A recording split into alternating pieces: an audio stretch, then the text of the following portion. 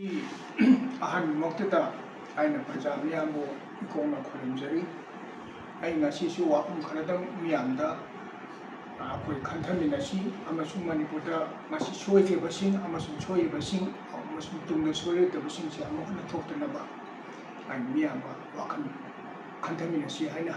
hajabani aina yam khangi natra khangdi na hajabanate aduga soye ngam yawasu miyamna ngapigani akoi manipur se 16 October 1949 digi adum wadna ngasi generation ani mo haibiti nearly 80 years mus wadna hojiso di wadna hili kamain do gebo akoi gi si he khobiti akoi phangum dokpa akoi fundamental rights hairo adu digi constitution Indian constitution piri ba akoi gi phangum dok haksin si amako matam sana akoi kapna lautna akoi demand tawdriba demand tawragasu yamna kamtheng war kan people ba sumaina adu tawri khudam oin harasi akoi statehood si yamwana phangki adu ILP gi su mi anga re sidri boy phangda bagumba adu dagi ST demand so koi phangdo bad dress ngasi bokta du phangna ba adu hoji GFC akoi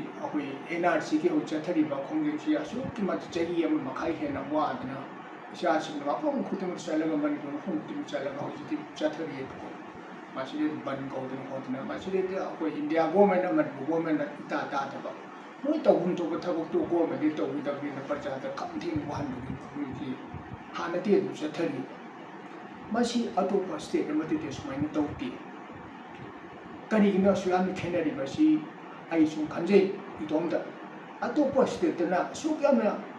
yam nungai di hararu ko atuba sukyamna di wan di hingde akoi state sitna tawri basina India na akoi neglect to hebiti akoi khudam changna mayam mo gre bari kam thokri pa digi thangna ba state tawri basina ho tawti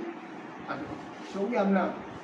chei uma kai mu sumaina lambi se le lo ko tena le ba kolam ba ju dei masi anjina mo hairo aduna hauji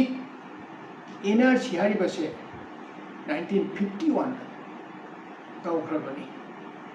Assam de toki only NRC na hauji khawdi NRC India da am khatang dor Assam de toki bisne adu matam da Assam ne Tripura ne Manipur ne 1951 da census to pula pangthoki ba maside da akoi Manipur akhang ngai sa ba khare na su NRC toki te ne talautui adu akoi si kari haidena khangde ba aso sam na ngang wati kai si tok ba adu ba angang man soi bi ti heta punishment bi su masi tok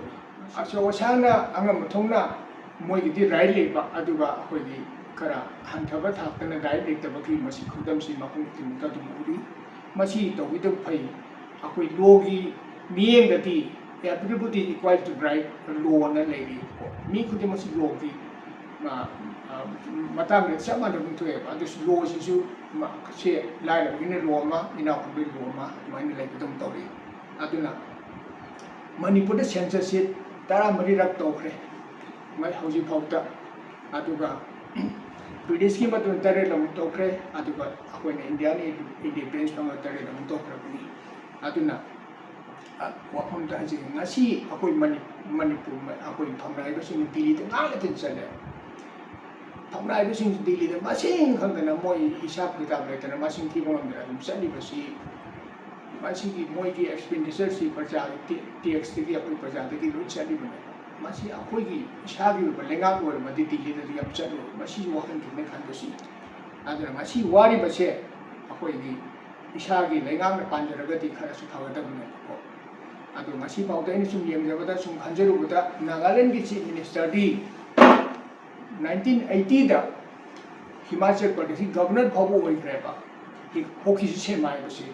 1983 de 96 fu oi gre ade ki AC Chamri su governor oi gre state mani oi gre adu ngasi bauda Manipur da chief minister amatena governor tu yang mo hin boi wanati moina man phang to ko hak tu di magi si ma akoi na akoi gi Nagaland ki chief minister yam phaba atabi wanatana akoi gi ti adum neglect wo hai basi adum magi highest level se dum lai na ne ko adun isa gi lenga hai basi tangai phote bani hai basi akoi na ꯈꯟꯗꯁꯦꯕꯀꯣ ꯉꯁꯤ ꯋꯥꯔꯤꯕ ꯊꯣꯛꯂꯤꯕ ꯈꯨꯗꯤꯡꯃꯛꯁꯤ ꯏꯁꯥꯒꯤ ꯂꯩꯉꯥꯛꯅ ꯑꯣꯏꯔꯃꯗꯤ ꯑꯩꯈꯣꯏ ngasi wari basi isam sabade pajana koi ki makok chief minister ju kanjirani sai lang manipur ki regional party se palaga ti manipur ne chief minister khandori se hoji national party ki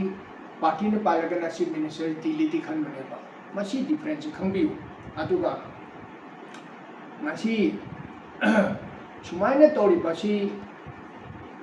chum khandera ga parja akoi na wari basi kai manang yi wane se ai adu khande biyo ba ngasi choide ba mayam se akoi ni choide ba si politics to wero adu degi sel thum phibam do wero religion do wero adu akoi social reforms to wero choide ba sim si yamna sum henjen ba phatta ba da sum akoi na lamjen ta na raga akoi bon thong na phone ba adu koi ro isa goi bu inat ki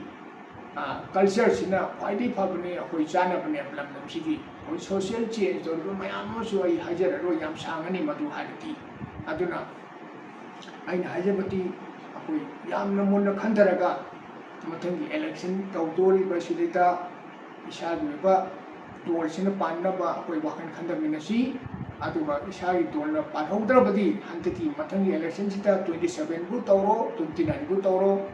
tha taruk tere oro chai makai oro masile tawma tam sita akoina wakan loina khandaraga tahodrati manipur akoi jati se akoi khunai si mutkani hai basiti masi khudam changdam masing khangdene le bani ko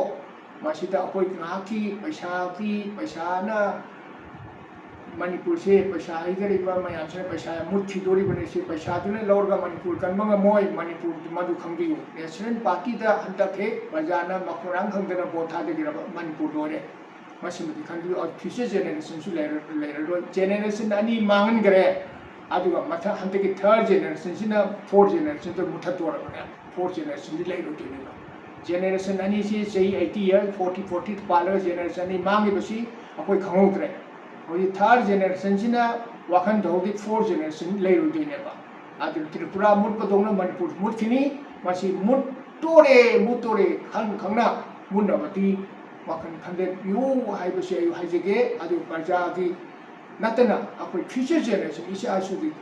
moi nuai na wakan si akoi na khara sacrifice to si akoi khara wakan khanda si adu na ti manipur da ai yam sangna hairu bogi kanate mi khudi mo se wakan loina khanda ra bang akni hojiti yam taning da ba social media da taning da su mayam le ra ne ko ai yam sangna hajiroi matang si haisen matang si ta ngasi gi no sinjeke ai na ngangi mo khot pa silida miyamna asoi ngam yaw su ngapi gani adu ai na hajeri base ai na future generation khalaga hajebu wapni hairaga ai matang si dilo sinjege miyam bo ai na amuka na ko da ujari